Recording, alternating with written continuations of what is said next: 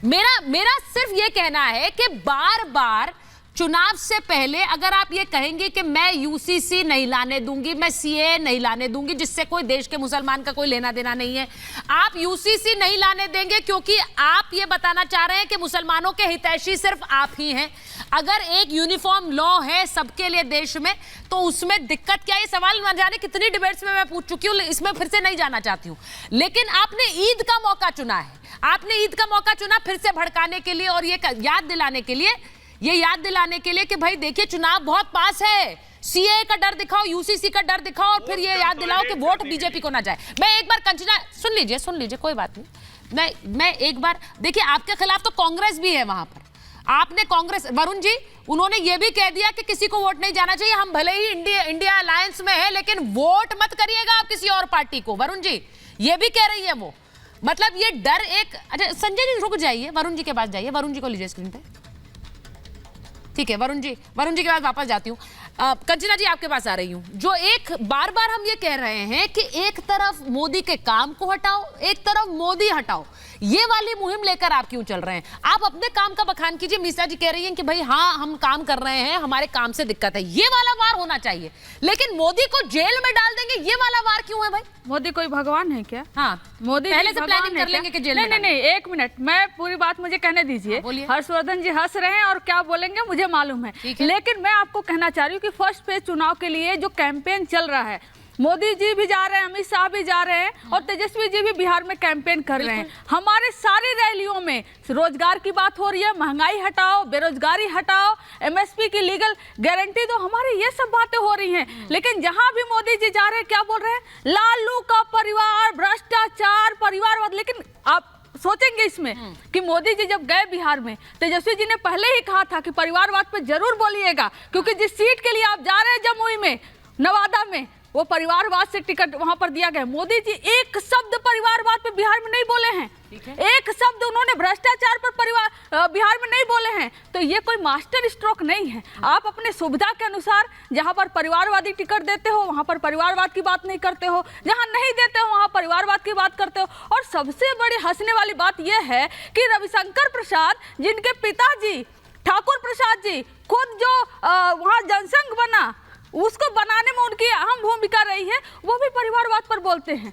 वो भी कर्पूरी ठाकुर जी के सरकार में मंत्री थे, वो भी उनके बेटे परिवारवाद पर बोलते हैं। तो ये इनकी जो सुविधाजनक राजनीति है, आप अभी चुप रहिए, बोल लीजिएगा। इनकी सुविधाजनक राजनीति वो दिखाती है कि इनके पास कोई मुद्दा नहीं है, इनका कोई रिपोर्ट कार्ड नहीं है, इनके पास कोई मुद्दा नहीं है। ये चाहते हैं कि मुद्दा कुछ भी निकले। अरे खाना खाते हुए मछली खा लिया, उसको मुद्दा बनाओ, नारंग ऑरेंज खा लिया, उसको मुद्दा बनाओ। अरे मुद्दा है तो बात करिए ना। आपने 10 साल में बिहार को क्या दिया, कितना इन्वेस्टमेंट दिया, कितनी कंपनियां बनाई, चीनी मिल कितने बनाए, आपने जितने प्रॉमिस किए थे। इसीलिए कंचना जी उस मछली पर डिबेट नहीं हो रही है। वो आप जो बात कहती हैं मैं उस बात से बहुत हद तक सहमत हूं, इसीलिए मछली पर डिबेट नहीं हो रही है। लेकिन देश के प्रधानमंत्री को चुनाव के समय आप बिना किसी केस के पहले से ही प्लानिंग बता रही है कि हम इन्हें जेल में डालेंगे, तो आपका मोटिव सामने आता है। आप जेल में डालने के मकसद से सत्ता में आना चाहते हैं कि मोदी को जेल में डालेंगे। भाई क्यों डालेंगे? आप मुझे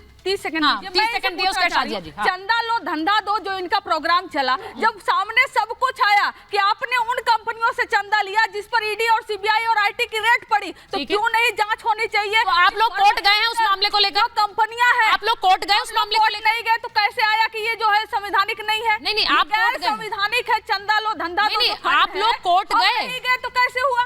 आप नहीं मुझे नहीं जानकारी है, इसलिए पूछ रही हूँ। क्या आरजेडी कोर्ट गई है नरेंद्र मोदी के खिलाफ? क्या आरजेडी कोर्ट गई है नरेंद्र मोदी के खिलाफ? मैं फिर से पूछ रही हूँ, क्या आरजेडी नरेंद्र मोदी के खिलाफ कोर्ट गई है इलेक्टोरल बॉन्ड मामले में? नहीं गई है मैम, नहीं गई है। और अगर गई है तो जानकारी दे दीजिए यहाँ पर। आप लोग कोर्ट नहीं गए हैं तो आप कोर्ट जाइए ना, आप कोर्ट जाइए। मैं तो कह रही हूँ नहीं जाएंगे तो हम सब गिरफ्तारी की बात आपने पहले कर दी है, धंधा दिया है। ठीक है शाहजहां जी जल्दी से जवाब दीजिए। वो कह रहे हैं कि इस मामले में घोटाला है, हम तो कोर्ट जाएंगे। अभी तक गई नहीं है वैसे, मैंने सवाल इसीलिए पूछा, यहाँ पर तो जरूर बोल रहे हैं। देखिए मैं आप कंचना जी को भी कहना चाहूंगी और आपके जितने भी आपकी पूरी पार्टी के जितने भी भाई बहन पूरा कुंबा है, जाके समझा दिए कि कोई गिरफ्तारी नहीं कर सकता नेता। देश में यहाँ पे कहा भगवान जाता है है। रूल ऑफ लॉ, संविधान से कानून का राज से बड़े है। हैं। यहाँ पे कोर्ट कचहरी होती है, थोड़ा बहुत आइडिया तो होगा। नहीं चुप रहिए, आपने, मैं बोली नहीं थी, आप चुप रहिए। आप बोल दीजिए। और सुनिए, आप रोजगार की बात कर रहे हैं, आप बता रहे हैं लोगों से कि जब रोजगार देंगे तो उनके घर का पट्टा भी ले लेंगे, जमीन भी छीन लेंगे, ये बता रहे हैं। जगह जगह जब जा रहे हैं आप बता रहे हैं लोगों से कि जो गाय और बैल हैं उनका चारा भी खा जाएंगे, ये बता रहे हैं, आपके नहीं बता रहे हैं। और जब बात करनी है परिवारवाद की, आप ये बताएंगी कि मेरी जैसी कंचना का कुछ नहीं होने वाला है। अध्यक्ष मुलायम सिंह चाहे लालू प्रसाद यादव होंगे, फिर उनके बेटे होंगे, फिर उनकी बहू होंगी, फिर उनकी देवरानी होंगी, फिर उनकी जेठानी होंगी, लेकिन उस परिवार के अलावा कोई इस पार्टी का अध्यक्ष नहीं बन सकता।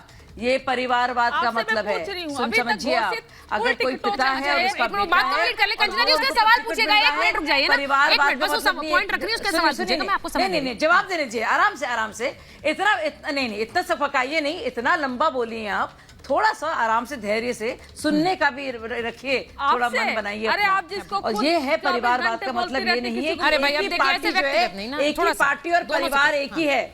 सुनिए आप, नरेंद्र मोदी जी हों, चाहे राजनाथ जी हों, चाहे गडकरी जी हों, चाहे नड्डा जी हों, आप देखिए कि अलग अलग तरह से अलग अलग पदों में रहे हैं। खासतौर से अगर हम अध्यक्षों की बात करें या प्रधानमंत्री के दावेदारों की बात करें या चाहे सीएम पद की दावेदारी करें हम लोग, आप देखिए कहीं भी ऐसा हुआ है भारतीय जनता पार्टी शासित किसी भी राज्य में या केंद्र में कि एक ही परिवार का शख्स सीएम भी बनेगा, उसका बेटा भी बनेगा, पीएम भी बनना चाहेगा, उसका बेटा भी बनना चाहेगा और उसके बेटे के बाद उसका पोता भी बनना चाहेगा। ये सिर्फ भाजपा के अलावा हर एक पार्टी में है। एक और खबर बता देती हूँ, बची हुई तो सुनीता केजरीवाल जी को आगे कर दिया कंचना जी आपके पास आ रही हूँ। मैं बस ये कहूंगी, उन्होंने एक सवाल पूछा, ये जवाब दे दीजिए जरा। आप कंचना यादव आरजेडी की अध्यक्ष किसी दिन बन सकती हैं? ये सवाल वो पूछ रही हैं। नहीं, ये सवाल मैं उनसे भी यही पूछना चाह रही हूँ कि आप जितने भी एनडीए घटक दल को लिए हो, है कौन है जयंत चौधरी? क्यों अपने पिताजी का फिर दादाजी का लिगेसी संभाल रहे हैं? मैं तो भाजपा की प्रवक्ता हूं, आप बोल सकती हैं ना, मैं बन सकती हूं आरजेडी की अध्यक्ष, और मैं बहुत खुश हूं। ये नहीं, ये बोल नहीं पाएंगे क्या कंचना जी? आप फंस रही हैं, आरजेडी की अध्यक्ष कंचना यादव बन सकती हैं। फंस रही हैं आप, तो जवाब देने बन नहीं रहा है, आपको जवाब देते बन नहीं रहा है, आप फंस गई हैं बहुत बुरी तरह से, पकड़ जा रही हैं। कंचना यादव, कंचना जी आप बोल सकती हैं बन सकती हूं। भारतीय जनता पार्टी में शामिल हो चुके हैं, बोलिए ना। हम तो कह रहे हैं कि आप परिवारवाद और भ्रष्टाचार पर ही डिबेट करिए, और तो उसी में उन्होंने सवाल पूछा है, आप क्या अध्यक्ष बन सकती हैं? अभी तक घोषित मूल टिकटों में से बिहार में इन्होंने 14 टिकट परिवारवादी पार्टियों को दिया। शाजिया जी वो परिवारवाद पर सवाल आपसे पूछती है, to be fair to her, वो भी कह रही हैं कि भाई आप लोग भी ऐसे कई परिवारों को दे रहे हैं, कई नेताओं को दे रहे हैं जिनके पिताजी रहे राजनीति में, तो ये जो आरोप लगा रही है वो गलत नहीं है, वो भी सही है। कई ऐसे नेता हैं आपकी पार्टी में, तो वो परिवारवाद का जो आरोप है वो कई बार आपके ऊपर भी घूम जाता है।